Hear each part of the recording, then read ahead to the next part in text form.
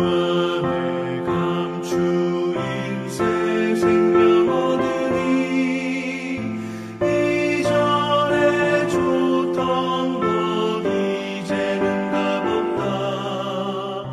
하늘의 은혜와 평화를 맛보니 찬송과 기도로 주 함께 살리라.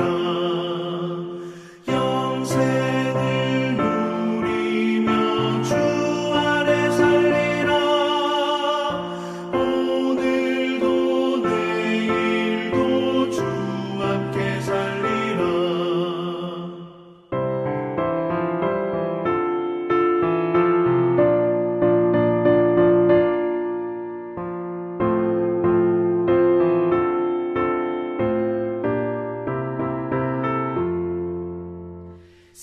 산천도 조목도 새것이 되었고 죄도 원수도 친구로 변한다. 새 생명 얻은 자 영생을 누리니 주님을 모신 맘 새 하늘이로다. 영생을 누리며 주 안에 살리라. 오늘도 내일도 주 함께 살리라. 주 따라가는 길 험하고 멀어도 찬송을 부르며 뒤따라가리라. 나 주를 모시고 영원히 살리라. 날마다 섬기며 주 함께 살리라. 영생을 누리며 주 안에 살리라. 오늘도 내일도 주 함께 살리라.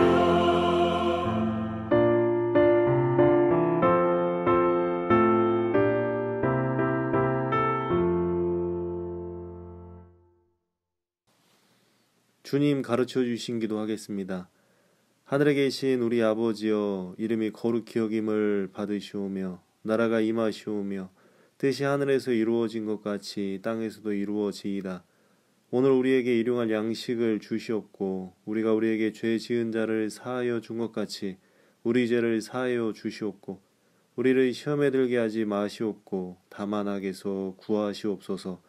나라와 권세와 영광이 아버지께 영원히 있사옵나이다. 아멘. 오늘 새벽에 함께 보실 하나님의 말씀은 잠언 5장 7절 8절 말씀입니다. 잠언 5장 7절 8절 말씀 봉독하도록 하겠습니다.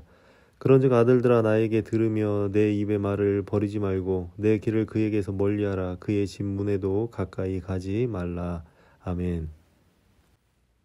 오늘 새벽에 함께 보실 잠언 5장의 말씀은 어제 말씀에 이어서 계속적으로 이야기를 하고 있습니다. 어제는 음료를 조심하라는 그러한 내용으로 말씀을 드리지 않았습니까? 음료의 유혹이 얼마나 또 치명적인지 그러한 것들에 대하여 말씀을 드렸고요. 또 그러한 치명적인 유혹에서 자기 자신을 지키기 위해서 필요한 것들에 대하여 말씀을 드렸던 그러한 기억이 납니다. 오늘은 왜 그렇게 잠언 기자는 음료를 조심하라고 죄를 조심하라고 이렇게 이야기를 하는지 그 결과에 대한 내용을 이야기를 하고 있습니다. 이 유혹에 넘어갔을 때 겪게 되는 그 결과와 결론이 무엇인지 오늘 새벽에 잠깐 살펴보도록 하겠습니다. 오늘 본문을 7절 8절을 읽었는데 14절까지 저희들이 살펴보려고 합니다. 일단 7절 8절은 읽었으니까 일단 내버려 두고요. 이제 그 음료의 유혹에 빠졌을 때 나타나는 그러한 결과에 대하여 잠언 기자는 이야기를 하고 있습니다. 먼저 9절을 말씀해 보면 두렵건대 내 존영이 남에게 잃어버리게 되며 이렇게 이야기를 하고 있습니다. 이 존영이라는 것은 명예 이러한 의미로 해석이 될 수 있겠지만 여기에서는 젊은 날에 마땅히 가지고 있어야 되는 뭐 젊음, 또 신선함, 뭐 힘, 뭐 패기, 뭐 이런 것들로 이해를 하면 될 것 같습니다. 그러니까 다른 말로 표현을 한다면 이러한 것들이 남에게 잃어버리게 된다. 그러니까 젊은 날에 마땅히 가지고 있어야 될 것들을 잃어버리게 된 그 상태를 의미를 하는 것이죠. 젊음의 때에는 젊음의 때에 해야 되는 일들과 또 누려야 되는 것들이 있다는 것이죠. 인생이라는 것은 시간을 살아가는데 그 시간이라는 것이 처음과 끝이 다 같을 수는 없지 않습니까? 어렸을 때는 어린 모습으로 또 그 힘에 걸맞는 그러한 삶을 살게 되고 또 장성하에서는 또 그 장성함의 분량에 맞게 또 그 인생을 살아가는데 특별히 이러한 음료의 유혹, 죄의 유혹에 빠지게 되면 인생에 있어서 가장 활동적이고 또 힘이 있고 또 많은 일을 할 수 있는 그 젊음의 시간들이 낭비가 된다고 이렇게 이야기를 하는 것이죠. 그 표현을 존영이 남에게 잃어버리게 된다는 이러한 말로 이야기를 하고 있습니다. 또 더 나아가서 내 수완이 잔인한 자에게 빼앗기가 될까 하노라 이렇게 이야기를 하고 있습니다. 이어서 수완이라는 것은 세월이죠. 인생. 그러니까 그 시간을 빼앗기게 된다는 것입니다.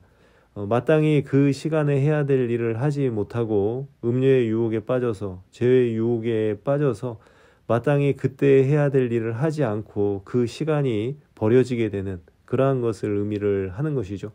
하나님께서는 저희들에게 기대를 하고 있습니다. 젊음의 때에 해야 될 일들 또 마찬가지로 지금 또 해야 될 일도 물론 있겠죠.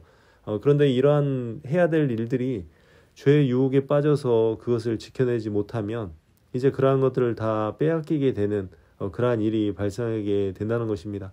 그렇기 때문에 저희들은 이 음료의 유혹을 조심해야 되는 것이고 또 더 나아가서 10절의 말씀에 보면 또 이렇게 기록을 하고 있습니다. 두렵건대 타인이 내 재물로 충족하게 되며 내 수고한 것이 외인의 집에 있게 될까 하노라. 인생을 살아가면서 여러 가지 결과들이 있지 않습니까? 어떠한 노력에 대한 대가라든지 또 노력에 대한 어떠한 결과들이 있는데 이 죄의 유혹에 빠지게 되면 그 죄로 인하여서 그러한 모든 것들을 다 허비하게 되고 다 빼앗기게 된다고 이야기를 하고 있습니다. 다시 말해서 인생을 살고 났더니 남는 것이 없다는 것이죠. 남는 것이 없다는 것은 인생을 헛살았다고 봐도 될 만큼만 그러한 상황이라는 것입니다.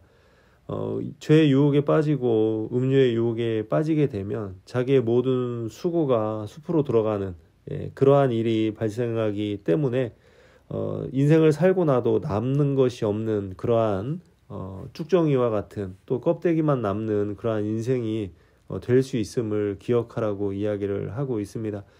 죄의 유혹은 항상 다가오고 또 그 죄로 인하여서 이러한 일들이 발생하게 된다는 것을 기억해야 된다는 것이죠.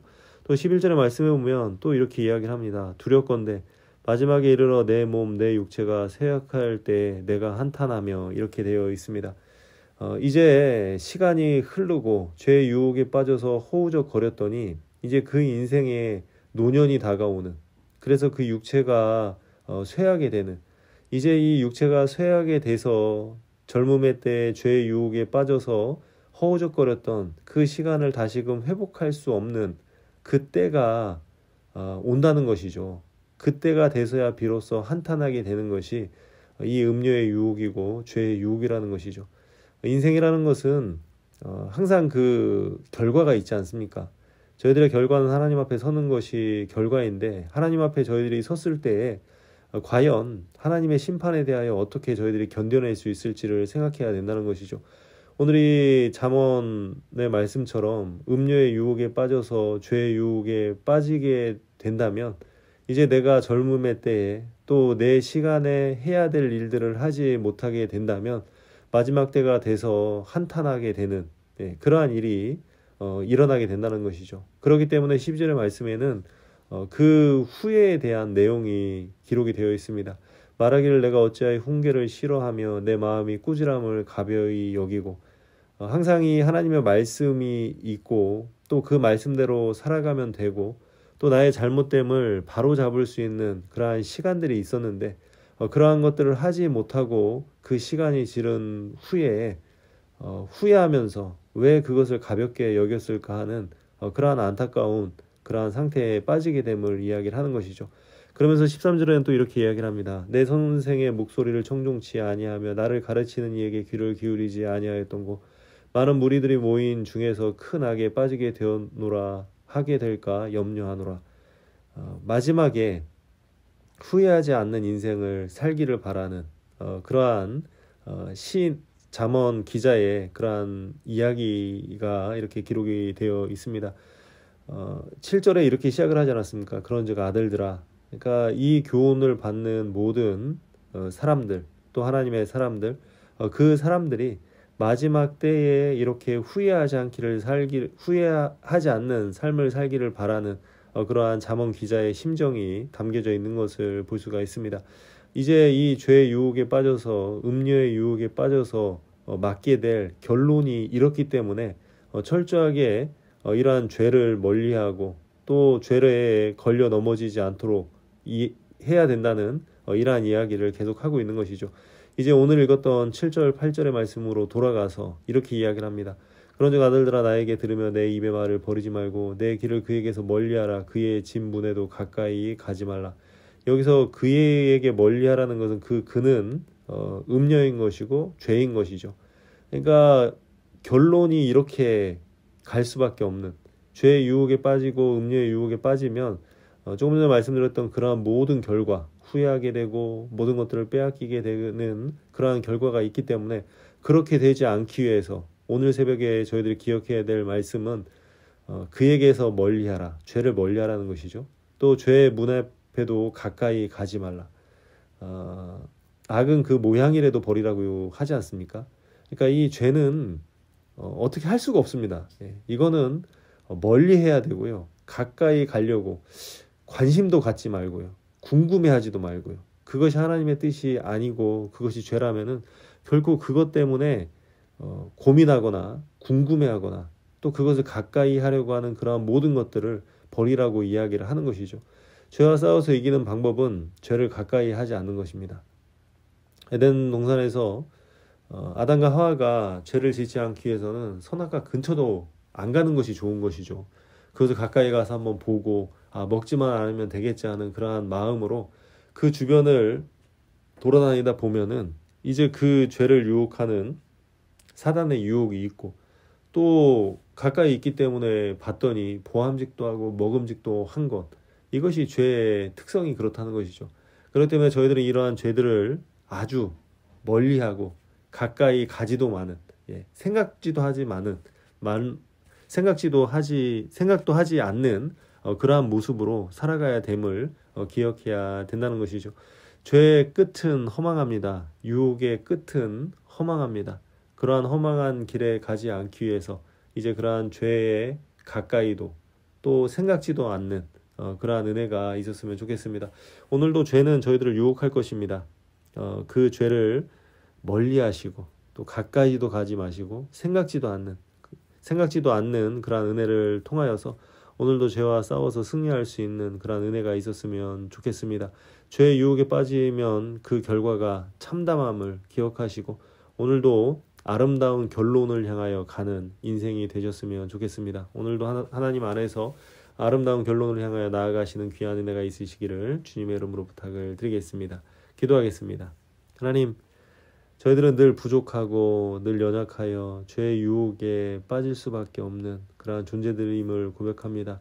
그러나 이날 새벽에 다시 한번 결단하길 원합니다. 가까이 가지도 않기를 바라는, 정말로 멀리 하려고 하는 죄에 대하여 이러한 마음을 가지고 오늘 하루를 시작합니다. 이러한 중심을 가지고 살아갈 때 하나님께서 시간 가운데 상황 가운데 저희들을 지켜주심으로 말미암아 오늘도 하나님 안에서 승리할 수 있는 귀하고 복된 한 날이 될 수 있도록 도와주시옵소서. 마땅히 승리함을 믿사오며 예수 그리스도의 이름으로 기도드리옵나이다. 아멘.